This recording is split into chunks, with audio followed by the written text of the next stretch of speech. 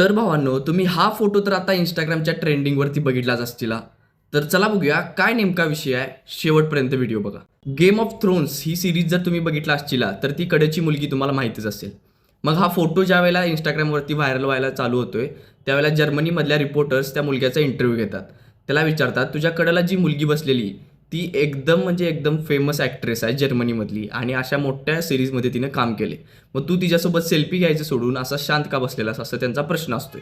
त्यावेळेला तो मुलगा उत्तर देतोय, "ज्यावेळेला तुमच्या खिशात ₹1 नसतोय आणि इल्लीगली तुम्ही ट्रेनमधनं प्रवास करत असतायसा आणि तुम्हाला तिथे जर्मनीमध्ये राहायचं परमिटसुद्धा नसते, त्यावेळेला तुम्हाला कोणाशीही घेणं-देणं नसते." त्यावेळेला ती रिपोर्टर्स आणि तिथली ती जी मीडिया असते ती इम्प्रेस होऊन त्याला पोस्टमनची जॉब देते. €800 एवढा पगार त्याला मिळतोय महिन्याला आणि तिथल्या जर्मनीमधलं परमिटसुद्धा मिळते. ते म्हणतात की कर्म जर चांगले असतील तर नशीब कधी तुम्हाला साथ देईल सांगता येत नाही. विषय संपला.